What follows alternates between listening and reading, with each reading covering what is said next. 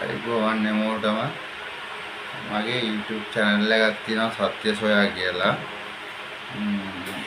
ඒකේ ගොඩක් මම දාන්න බලන්නේ මද්ද්‍රව්‍ය සම්බන්ධව.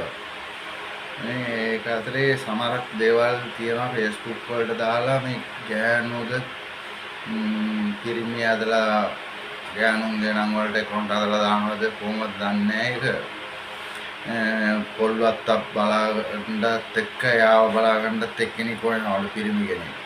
තව ගෑනු ළමයි දාලා දිනවා තරුණයට වැඩිය අංකල්ලා වඩාත් හොඳයිලු ආශ්‍රය කරන්න පුළුවන් නම් WhatsApp number එකට call කරන්න check කරන්නලු.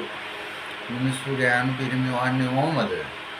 මේ ලංකාවේ පැතරෙන්නේ නැති දෙයක් ගැන මේ ආයේ අමුතු එකක් ගෙනලා බාට ප්‍රසිද්ධ වෙන්න ඕන නම් ඒවට තව උපක්‍රම තියෙන ඒවා යොදපල්ලා. මේවයි කාලකන්ණි වැඩ කරන්න එපා. මේ අන්තර්ජාලය කියන්නේ හැමෝම අතරම යන දෙයක් මේක.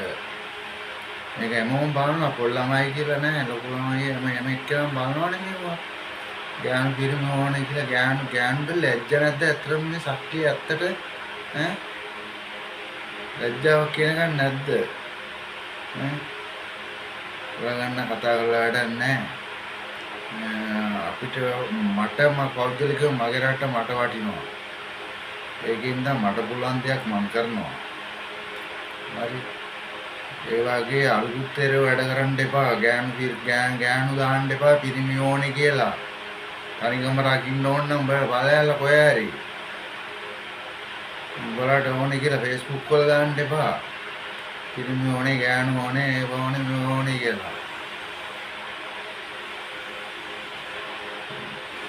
උදේ මාල් කේන්ති ගියා පොඩ්ඩක් සමාවෙන්න මට.